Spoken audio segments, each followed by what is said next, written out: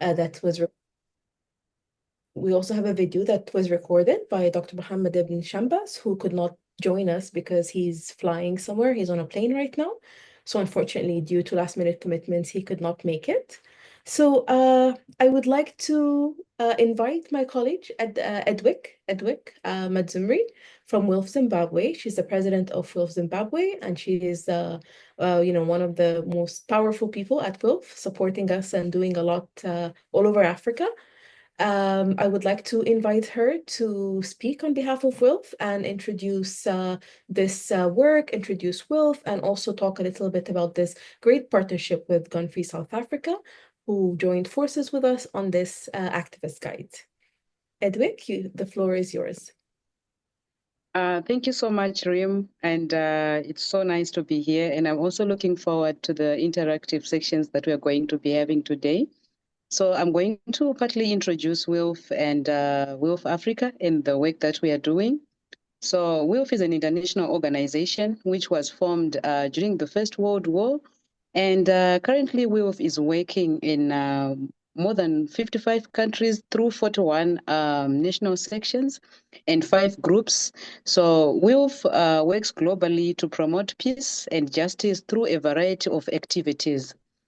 Which include, but not limited to, advocacy, analysis, research, in pillars such as the Women, Peace and Security, Human Rights Program, the Environmental Program, and Mobilizing Men for Feminist Peace Program.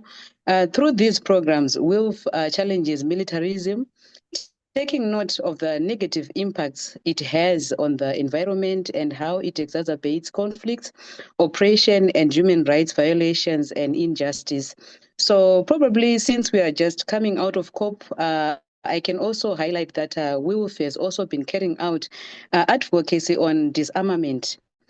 Taking note of how much the military industry is contributing to the climate crisis and how much the military industry is contributing to conflicts that are happening globally. And right now, if we look into Africa, we realize that there are a number of conflicts that are going on.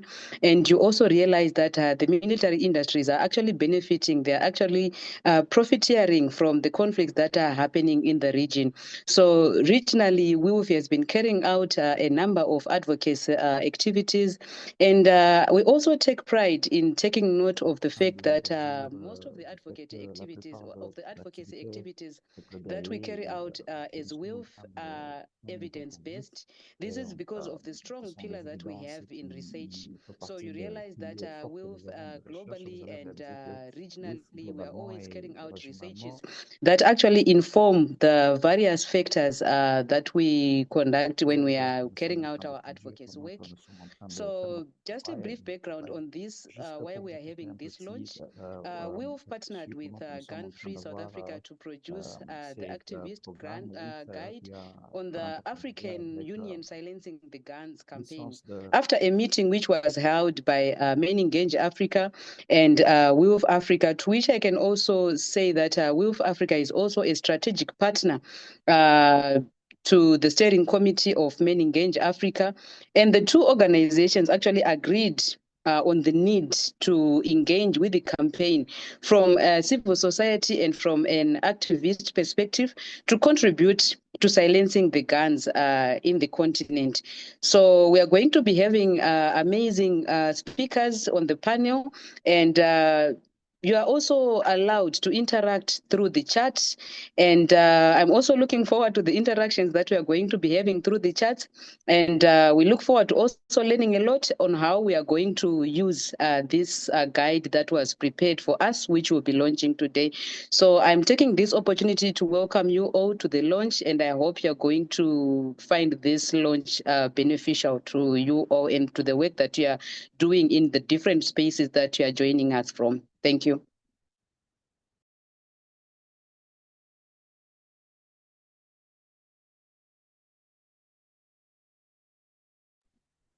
I'm handing over to you, Rim. Okay. Yeah, I just had like an issue unmuting. Thank you so much, Edwick. And I just want to again say that we have our great speakers with us, Natalie Briggs from the Gender Equality Network for Arms Control, GENSAC, Joseph Dube from the International Action on Small Arms. We have Claire Taylor from Gun Free South Africa, and we have Dr. Mohamed Ibn Chambas from the AU. So he coordinates the Silencing the Guns. He's the AU High Representative for Silencing the Guns, and he's going to be joining us via video, as I explained. So we're going to go now, and we are going to hear him speak, and we're going to play his video message. And again, he apologizes for not being able to be here, but the video is very informative.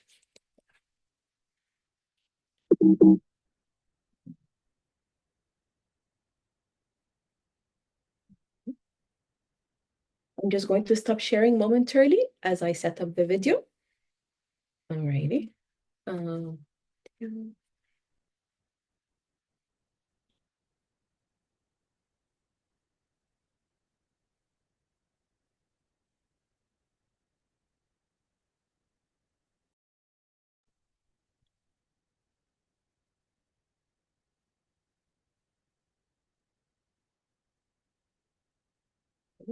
Please let me know if you can hear. Ladies and gentlemen, dear friends, allow me to begin by thanking you for this brilliant to be starting the video from the beginning and also sharing my screen.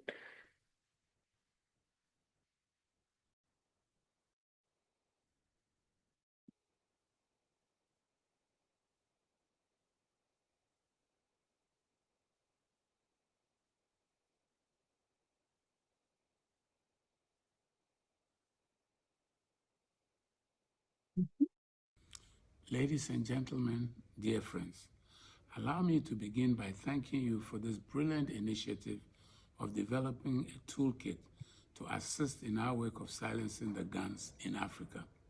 Indeed, through this self-initiative, you have demonstrated that the imperative of silencing the guns is our collective and shared responsibility. From my succinct review, let me mention that the toolkit is an important document that will help in advancing the Silencing the Guns initiative. And I'm indeed glad that this activism tool was developed to support the realization of Agenda 2063 through civil society engagements. I wish to commend the various civil society organizations, including Sonke Gender Justice, Men Engage Africa, and WILPF for convening in Abuja in December 2023, where a decision was made to engage with the AU Silencing the Guns agenda. This event is a testimony of that decision and the beginning of our active collaboration. I'm therefore pleased to welcome you all on board in moving the agenda forward. The toolkit is a relevant document and aligns with the objectives of silencing the guns for many reasons. One, information sharing. The toolkit presents an opportunity for silencing the guns campaigns because it contains information to understand the context and extent of the gun problem in Africa, in support of civil society activism to help silence the guns in Africa.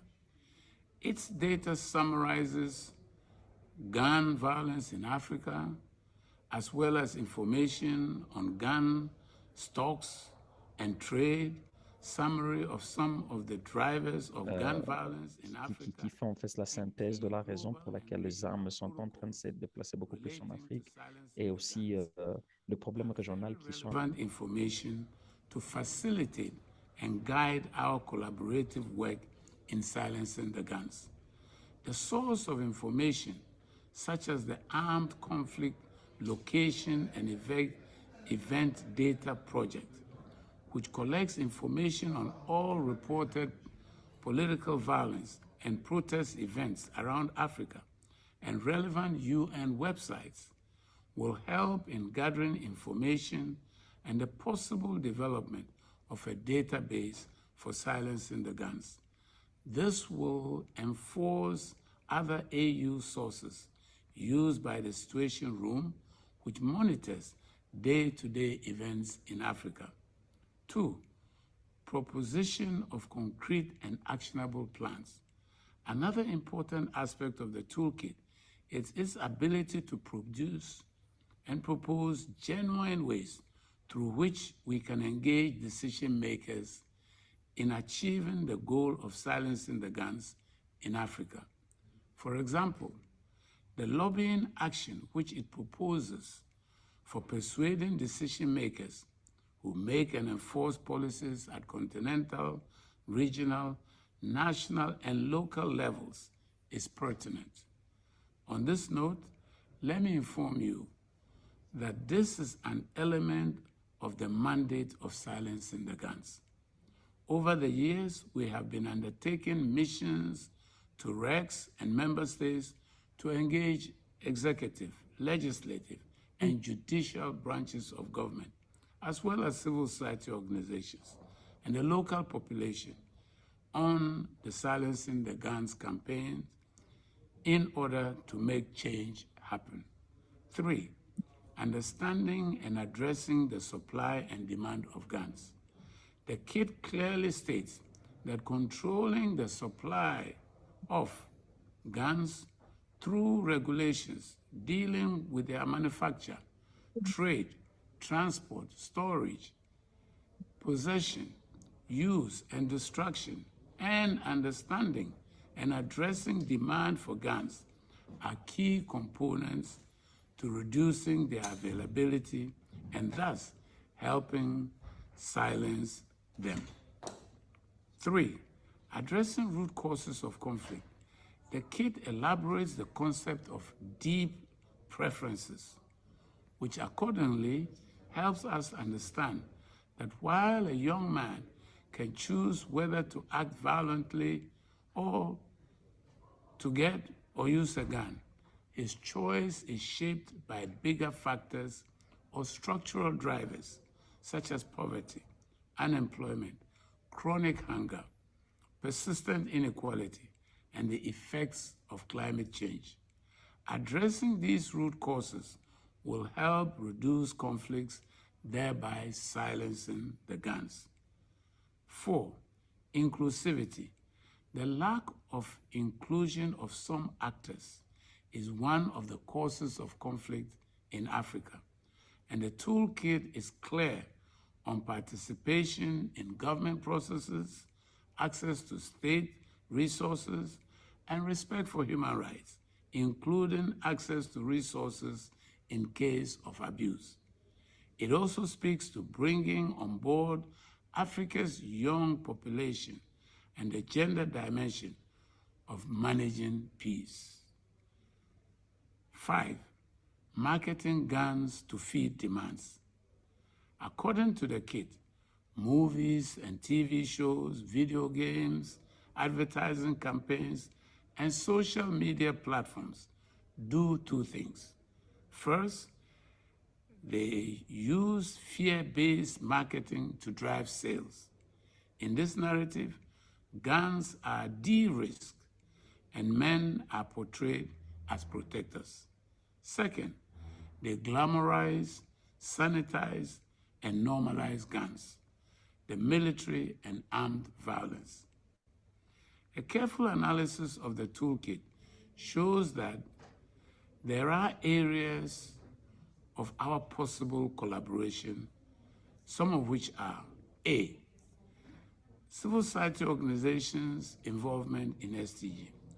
The component of the SDG campaign on civil society's participation in silencing the guns is critical for the SDG WILPF collaboration. At present, there is an ongoing collaboration between the SDG and civil society organizations, and a plan of action to enhance civil society participation in the SDG campaign is underway. the role of Women's International League for Peace and Freedom will be very vital to the ongoing work. B, youth and gender inclusion in SDG. Young people between the ages of 15 and 29 and women make up the largest population of Africa. They bear the brunt of the consequences of conflicts. Indeed, young people are stereotyped as being conflict powerhouse. Meanwhile, this perception is being gradually changed through the AU Youth for Peace program, where talented young men and women are selected on merit to serve as peace ambassadors in their respective regions to help transform societies. Dear friends, let me conclude by thanking the hosts and co-chairs of this all-important event that brings us together when the time is really ripe for such.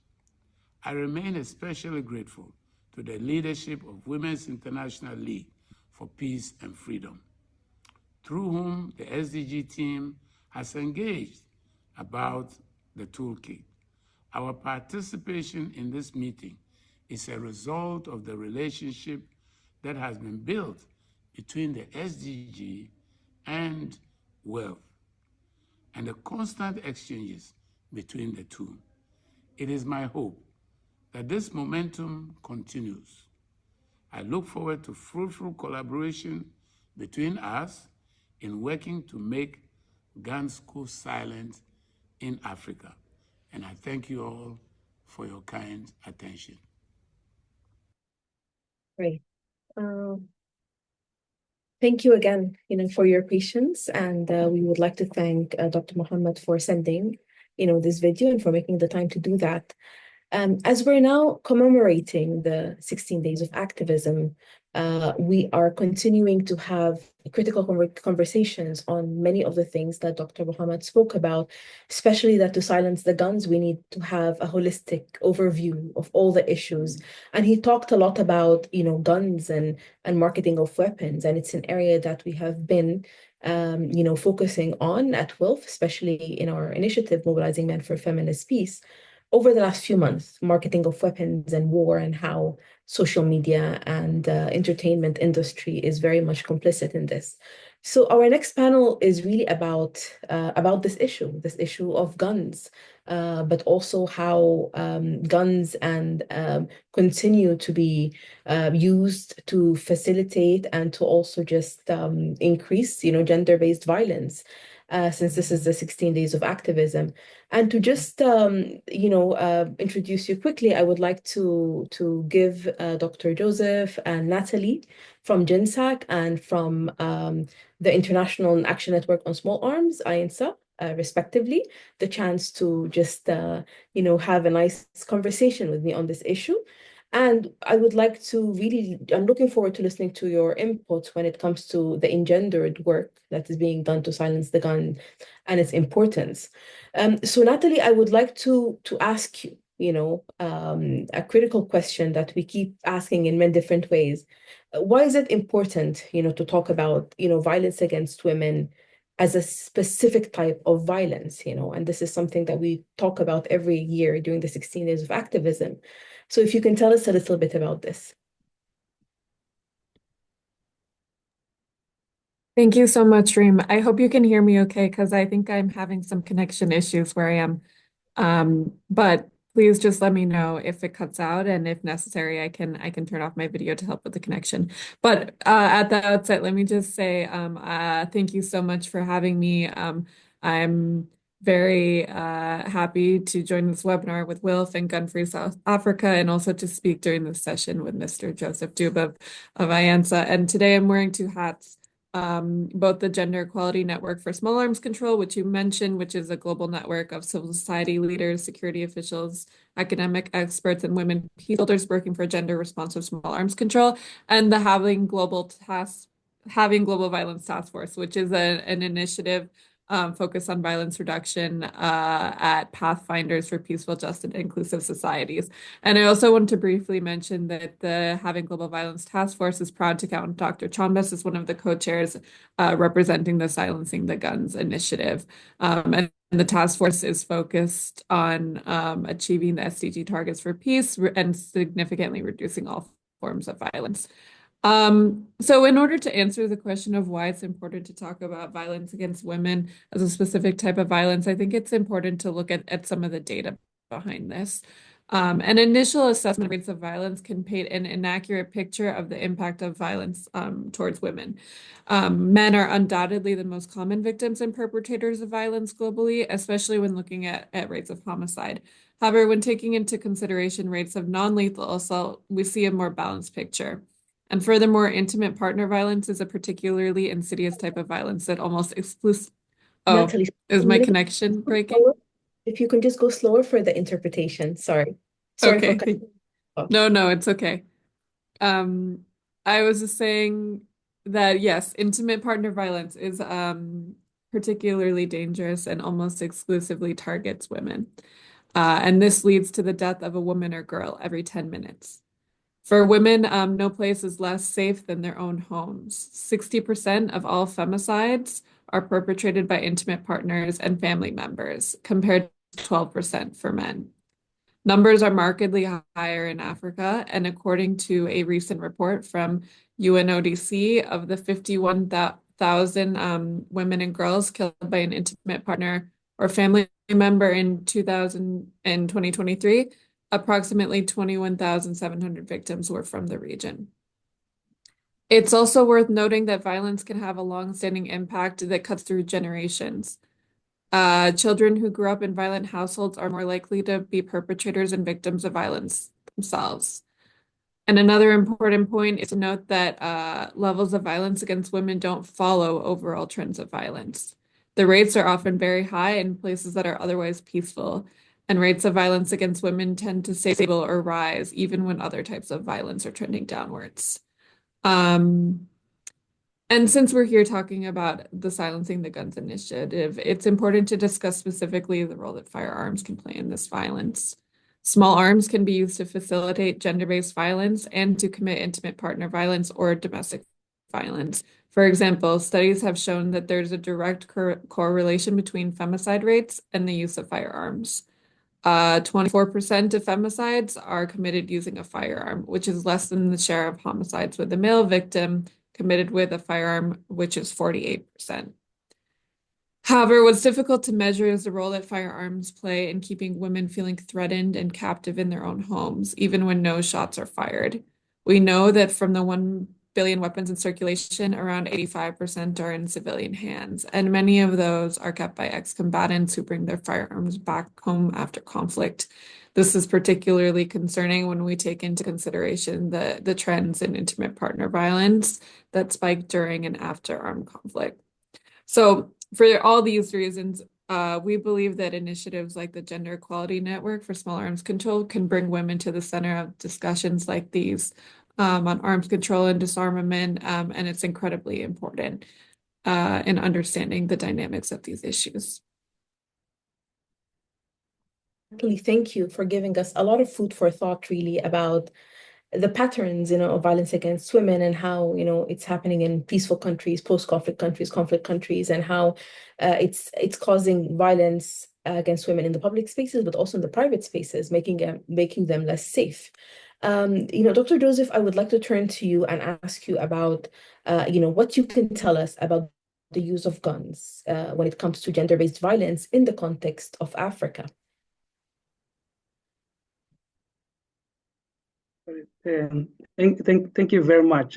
Thanks. I'd like to take the opportunity to thank the organizers for giving IANSA the opportunity to participate in this launch. And I think we do welcome as IANSA the launch of the toolkit to assist IANSA members in Africa, particularly in their programs and in engaging their governments around the work that they are doing around small arms and light weapons. But having said that, I think I would want to start by saying IANSA is a global network which is represented in over 120 countries. And IANSA is also the focal point for civil society working on small arms who follow the UN Program of Action with the UN, the first committee. In the first committee. But having said that, I think also IANSA has got a network, which is the Women's Network, which specifically focuses on issues that have to do with women involvement and gender mainstreaming, particularly around small arms. And this program has been running for over 20 years. And at the moment, I think there are specific campaigns that the Women's Network has been focusing on. One of those has been the campaign to disarm in gender-based violence, which always run around the 16 days of activism against gender-based violence. The other one is disarming domestic violence. And the third one is gun-free Valentines, which always runs around in February. So having said that, I think IANSA does have members in Africa, and their members are actually organized within the regional legal framework, or should I say protocols that regulate small arms and light weapons. We do have members in West Africa, and they're organized around the ECOWAS Convention, as well as we have got members in East Africa, organized around the Nairobi Protocol, in Central Africa, organized around the Kinshasa Convention, and as well in SADC, where they are also organized within the framework of the SADC protocol on small arms and light weapons. And many of these, some of these members are, I think, particularly concentrated in West Africa. Our members also are part of their national commissions. And so therefore, I think this toolkit will assist them in engaging through the commission structures to better implement the silence in the guns. And I think looking at the toolkits, what it says in particular, I think it does align with a number of the things that IANSA has always been calling for to be implemented by member states, by international organizations, as well as by civil society. And I think the toolkit comes at the right time. And I think having said that, I think it's important to indicate that IANSA does acknowledge that small arms and light weapons, although don't really, they affect particularly, I think I should say, they affect women in a different way. But also you'd find that I think if you look at the ownership of firearms, the huge number of firearms are being owned by civilians. And these civilians tend to be male dominated.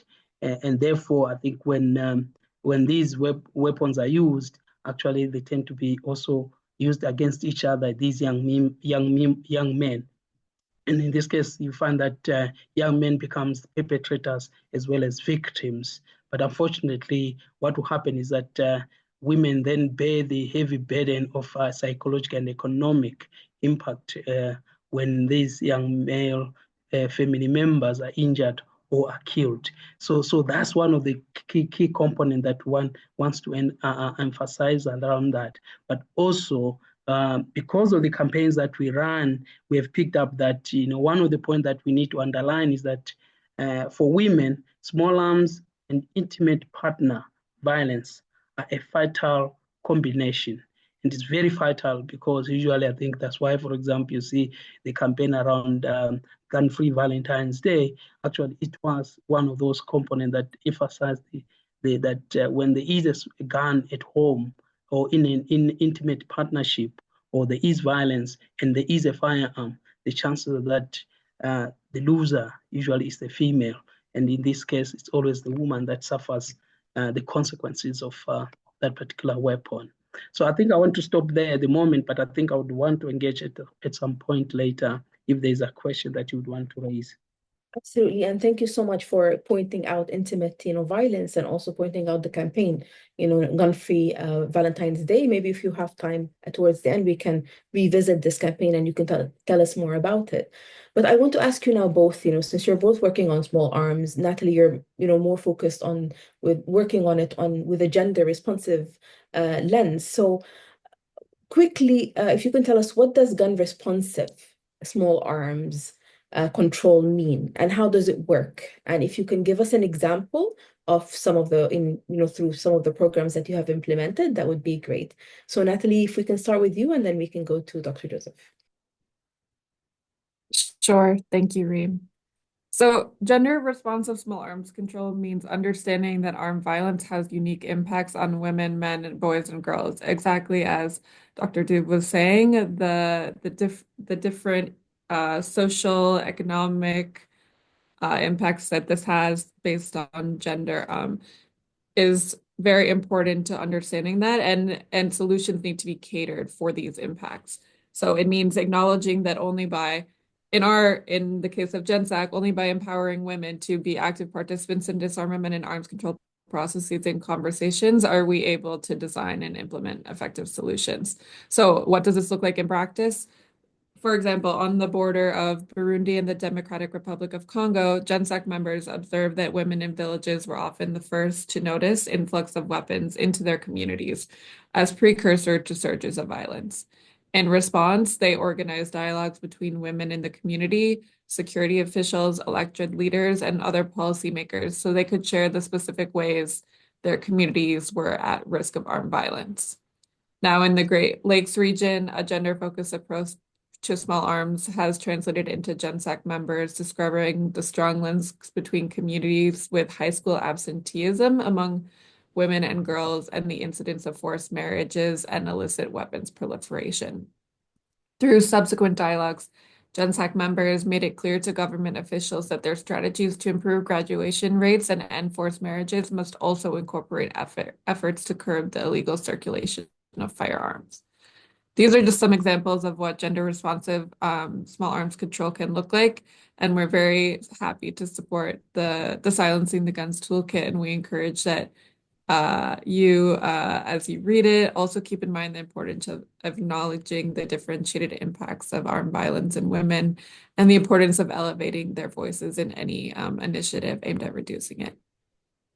Thank you, Natalie, for also like bringing up, that women can be part of, if trained and so on, if they can be part of the kind of the early warning system, warning people about that the arms proliferation in their communities. Dr. Joseph, do you want to also talk a little bit about what it means? Yeah, I think IANSA would want to see, and I think we've continued to call for the inclusion of gender perspectives in small arms and light weapons control policies, including programs as well as activities in all settings at all levels. We've been asking that that it cannot be done only at international level when we have these international meetings, or even regional meetings, but I think it has to happen at local level, at national level, even at grassroots level, that including addressing the gender nature of ownership and use of small arms, and the differentiated effects of small arms on women and men, and the way in which gender roles can shape small arms policies and practices. And so therefore, I think one of those things that we are constantly pushing is to make sure that when there are activities that are trying to address gun violence or small arms and light weapons violence or controls, women and other genders that have got interest on issues of small arms should actually be part and parcel of these initiatives. But it should not only be ticking the boxes where you just simply say, oh, we had these numbers and tick boxes, but in actual fact, they need to empower to make sure that the women actually contribute effectively into these policies and into these activities and shaping these activities. And this has to happen at all levels. And that's what we emphasize. And I think it's one of the things that we would want to see. And I'm hoping that this toolkit will advance that particular call that IANSA has been making for the last 15 or so years. Thank you so much. And I would like to now introduce Claire Taylor, our next speaker. And after this panel, we also go to you to listen a little bit more about the toolkit and the process. Claire Taylor is from Gun Free South Africa. She's a researcher. Gun Free South Africa is a nonprofit in South Africa, and it works on basically reducing gun violence through education policy and a lot of community mobilization. So Claire, we are going to now listen to you. I'm going to be sharing your presentation. Good afternoon, and thank you, Reem, and to the team at WILPF for all your support on this. And thank you to everyone who's part of this really, really important seminar to discuss a real crisis that's happening in Africa. I'm going to start, Reem, if you could go to the next slide, at the starting point of this toolkit, which is really a statement and observation that the AU itself made. And it says the AU seems to be in the habit of assigning deadlines for overly ambitious goals and then struggling to meet them. It's important to popularize the silencing the guns agenda afresh and ensure buy-in from member states. And with that in mind, the purpose of this toolkit is to popularize the silencing the guns agenda through activism. If you could go to the next slide, please. So activism involves the process of change. We want to, in this case, silence the guns in Africa. And the guide that's being launched today recognizes that we can't silence the guns in Africa by focusing solely on top-down government interventions. That for meaningful change to happen, for the guns to really be silenced, we have to engage communities, particularly communities that are being affected. Because as the previous speakers have spoken about and described, they're the ones that are at the forefront. They're seeing the impact of guns being smuggled in, of school absenteeism, of risks in those communities that guns exacerbate. And so we have to involve them. And so the guide looks at ways to strengthen collaboration and partnerships, both within civil society, but also between civil society and government. And this could be at a local level or national level, but we're looking beyond that to also regional and global partnerships. And at the same time as recognizing the importance of collaboration and partnership, is also noting that this also entails at times critique. Because if we don't ask the question, is this working? What could we change? We're never going to change for the better. And so there is going to be times where civil society is critical of what's happening and will be engaging and identifying potential problems and gaps and opportunities to do things differently. The guide consists of 3 parts. The first part looks at guns in Africa. It's a broad title, but it looks at gun violence in Africa, stockpiles, trade, and as a number of speakers have alluded to, the drivers of guns or gun ownership, gun violence in the country. I see that David Atwood is one of the people here. David, your piece in 2006, which Small Arms Survey drew on in a recent publication, exploring the drivers of demand, is so relevant today because we have to understand that even if we are going to include government and civil society approaches in silencing the guns in Africa, if we only focus on addressing supply side issues, we are not going to silence the guns. We have to understand the drivers of demand. If this is a need for personal security or social identity or political representation or economic security, we have to understand those if we're serious about addressing the gun violence across the continent, be this crime-related, be this interpersonal, or be it socio-political violence. The second part of the activist toolkit looks at the Silencing the Guns initiative developed by the AU. It looks at some of the history, the roadmap, and it critiques it.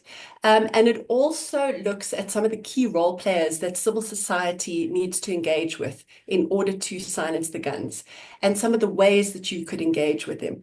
And then the last part 3, looks at gun control mechanisms.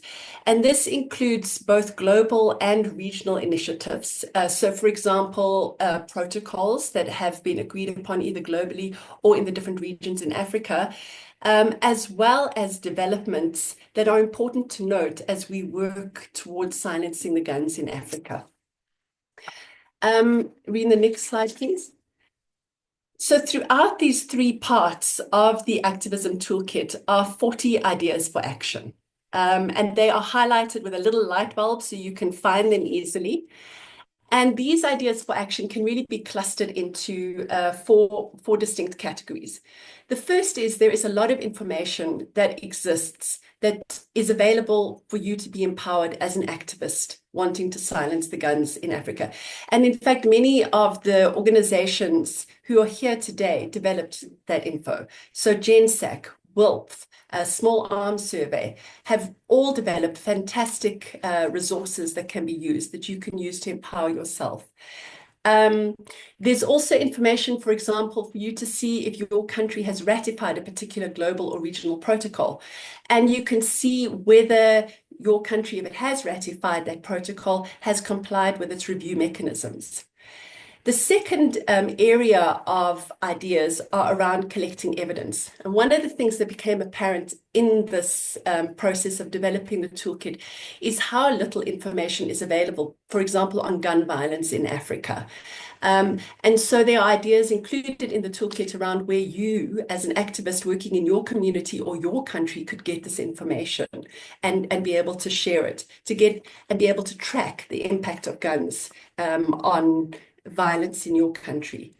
One of the emerging campaigns that is included in this guide is a focus on the role that entertainment has in driving gun sales. Dr. Chambas spoke about this briefly, but it is looking at the exploitative marketing of the gun industry and the way that they portray guns and gun violence in, for example, movies or games. And so one area of research would also be to look at, in your country or your community, what is the type of media that young people, many young men, are consuming, and how are guns portrayed, so that we can start tracking this trend and also start challenging it. The third area of activity identified in the toolkit is around raising awareness. And this could be anything from holding a media briefing to posting something on social media. But the point is to try and raise awareness of things that are happening in your community, but also to raise awareness in your community and your country of things that are happening outside of it. So, for example, and I was not aware of this, and I'm sure many other people, activists who are working in communities aren't, is that there are some incredible developments happening at the United Nations Human Rights Council, with resolutions that, for example, recognize the importance of involving boys and men in responding to violence against girls and women, and that there's a call on states to reduce the availability of guns held by civilians in recognition that there's a close association between civilian gun ownership and high levels of gun violence in a country. Now, those are really important examples that you can use in your lobbying work and raising awareness in your community and your country. And then the last area of work that's covered in these ideas for action is engaging decision makers. And this is around strengthening laws and policies and or the enforcement of these. So it could, for example, be around stockpile management. And there's a link to guides to assist with that. It could, and we've been speaking during the 16 days of activism, there are prototype laws out there that help protect women from firearm-related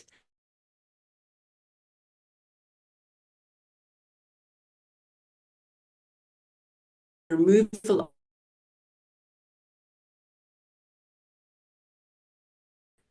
And the other thing is that the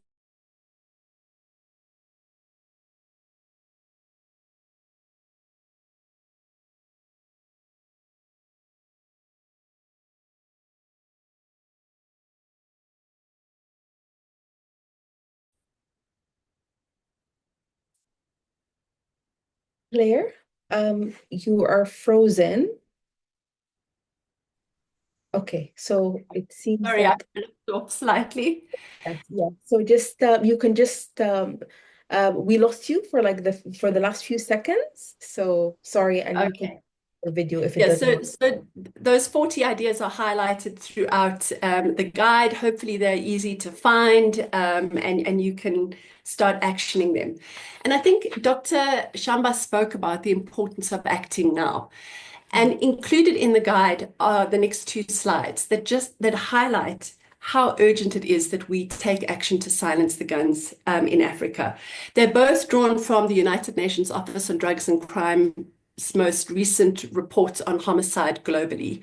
And I've pulled out the info that's applicable to Africa. So the first point to note is the fact that Africa has the highest number of homicide victims as of 2021. So it's significantly higher than all other regions. Moreover, homicides in Africa have increased, while in all other regions it's either declined or stayed the same as in Oceania. And we know from previous speakers that it's mainly young men who are killing other young men, as well as women and children. And so we have to understand both the supply and the demand if we're going to address this. The next slide shows that the situation is predicted to get even worse. And there are three main reasons for this. Rima, if you could please put the next slide on. So the first is that there's a young population, and this young population is projected to increase until 2035. This is already a risk factor. Secondly, there's persistent economic inequality, which drives urbanization. This is quick and this is unplanned, and that too increases the risk for higher homicide rates. And thirdly is the impact of climate change. And included in the guide are examples from across Africa where the impact of climate change is being noted and where the availability of guns makes the resultant conflicts much more deadly than they would be if guns weren't available. And so the point to make, and Reem, if you hit that enter button twice, you'll see this. The point is that the availability of guns significantly increases the risk. And this is because guns are 4 to 7 times more deadly than any other weapon. So we really do need to be focusing on addressing gun violence in South Africa. And so the last slide is just a link to the download so you can access the Silencing the Guns toolkit. It is available on Gun Free's website and on WILPF's website.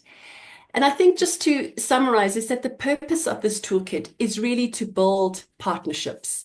There's space for collaboration, there's space for critique, but we need to work together, and we need to work together to change the way things are being done if we're really going to achieve the vision of the Agenda 2063, which is an Africa that is peaceful, that's prosperous, and that is just for everyone in it.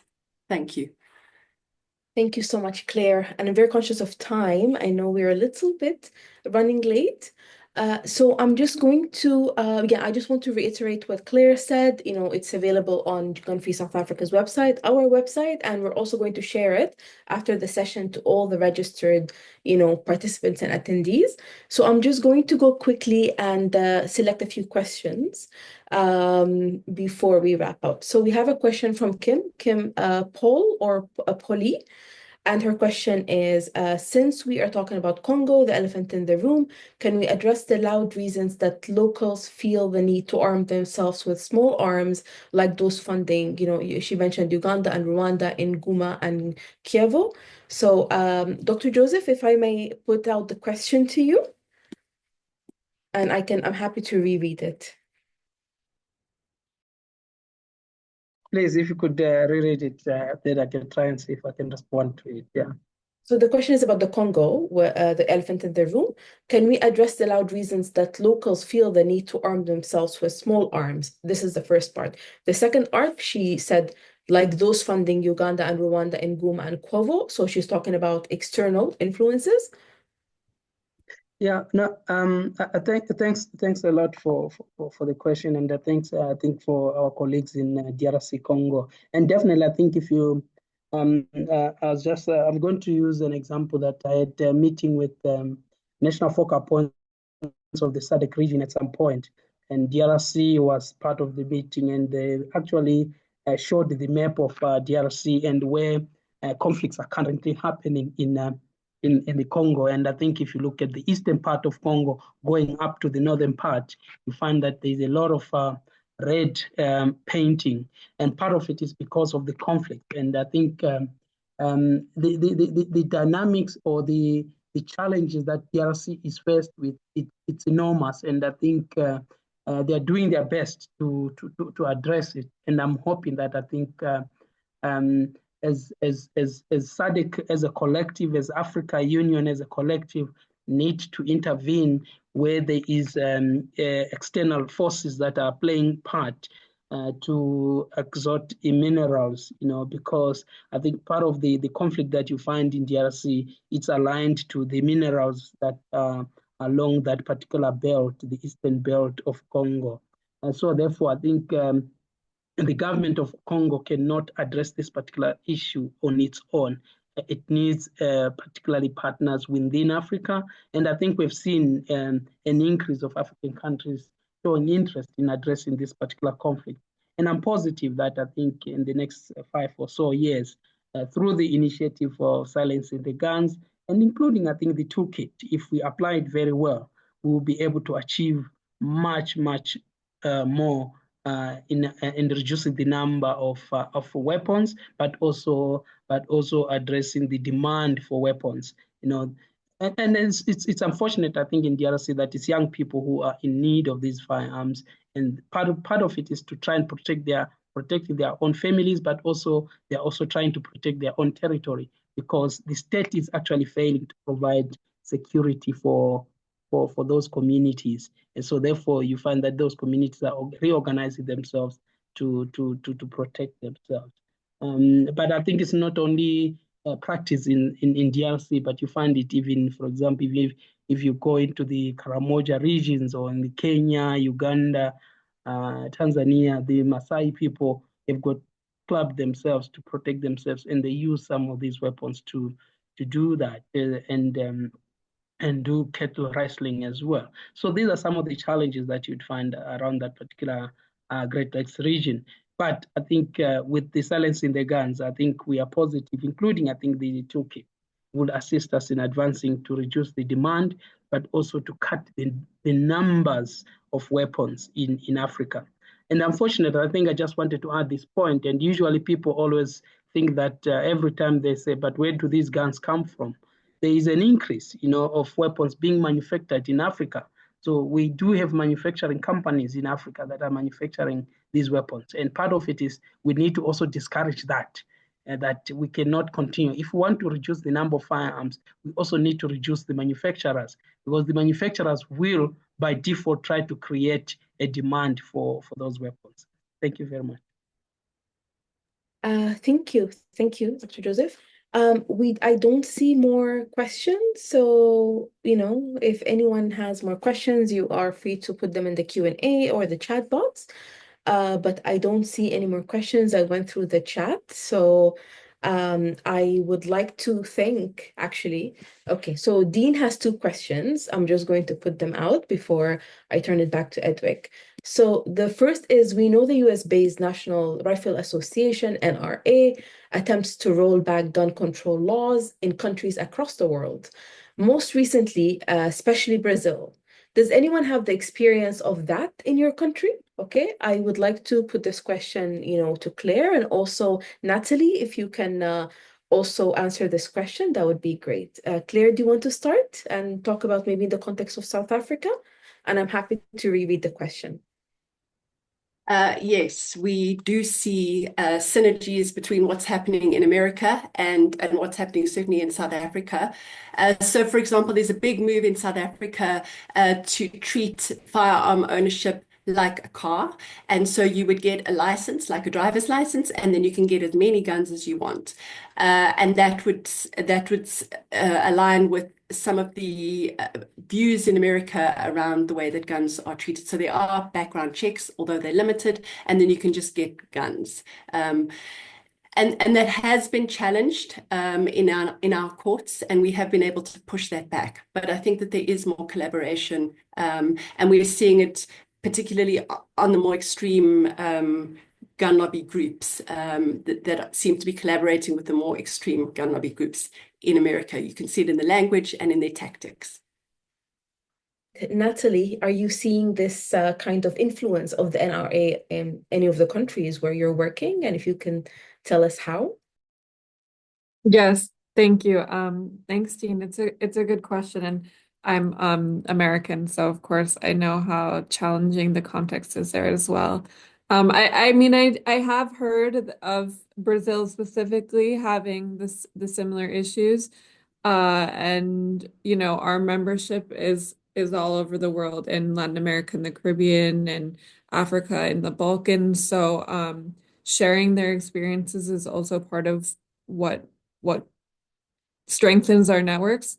So I can't speak to a specific context right now, Dean, but as you know, we're having a meeting later this week for our GENSAC members in Berlin together, everyone. We will have someone from Berlin, I mean from Brazil, there. So I think this is an interesting question that we should revisit in that context if possible. But I do know that you know, our members also see this. Absolutely. A lot of food for thought, you know, came out of this webinar, and I think we are all going to be engaging in different discussions and exploring even, you know, more topics on this issue of gun control and gun violence. I would like to thank our speakers. I would like to thank Natalie, Claire, Dr. Joseph. I would like to thank everyone for attending, and of course, you know, Dr. Mohamed, you know, for sending the video and for committing to this. And thank you all for your time and for your response and your patience, of course. I would like to turn, you know, give back the microphone or give back the floor to my colleague Edwick for some closing remarks and to really just take us through the end of this webinar. Thank you, Edwick. Thank you so much, Rim. We were gathered all here today because we have a shared commitment to address one of the most pressing challenges that our continent, not just the continent, but the globe is facing, which is the proliferation of guns and the devastating impact of armed conflicts within our societies. And I'm sure we can all agree that for decades, Africa had borne the brunt of armed conflicts and armed violence in the presence of illegal arms. Are actually fueling a lot of conflict, and most people are being displaced, and like we're highlighting earlier on, it's contributing to inequality and instability.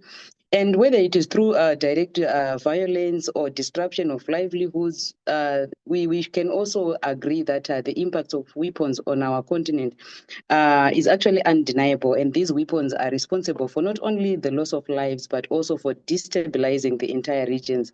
So this is why we met today, and we must recognize that the issue of guns in Africa is not only a matter of security, but it's also a matter of human dignity. It's also a human rights issue. So the presence of these weapons in the communities actually fosters an environment of fear and violence, particularly affecting women, children, and the marginalized groups that we are having in our communities. So, however, the launch has actually proved to us that there is still hope. There is still a path for us as activists, a path for us as civil society organizations to ensure that we carry out this campaign. We ensure that our governments are being held accountable, and we also contribute to peace building within our communities and within the different spaces that we are carrying out our work from. And I want to implore that we must advocate for stronger regulations on arms trade and push for the implementation of the African Common Position on small arms and light weapons. And we should also raise awareness on the human cost of armed violence within our communities. We should also recognize that the violence or the silencing the guns is not only about disarmament, but it's also about addressing the root causes of conflict. We also talked about poverty, inequality, and the lack of political and social justice. So our activism must therefore be intersectional, focusing not only on disarmament, but also on the promotion of human rights, good governance, and gender equality and sustainable development within our communities. So we must also make sure that we build peace from the ground up and ensuring that the voices of women, the youth, and marginalized marginalized communities are central throughout these processes. So in conclusion, what I can say is that I urge all of us here to renew our commitment to supporting the African Union's Silencing the Guns initiative through the broader goal of creating peaceful and stable and prosperous Africa. It is not enough to simply call for an end to violence. We must act with agency and determination, and together through civil society activism, we can challenge the status quo. We can influence policy. We can create the conditions for lasting peace and security for the African continent and for the globe that we are in. And I would like to also thank you again for your presence and for your wavering commitment to peace. Let us use the deliberations that we had through this platform to collaborate, to share ideas, and to take meaningful steps towards a future where guns are silenced and where peace prevails. So let's make use of this toolkit that has been produced to influence our advocacy. Thank you so much. Thank you so much. Thank you, everyone. I would like to also thank our interpreters for their great work. Thank you, Joe. Thank you, Piran, for being with us. And we are going to now end the webinar. All the attendees and the registered participants are going to receive a follow-up email. So don't worry if you didn't pick up the link to the guide, basically. Thank you so much.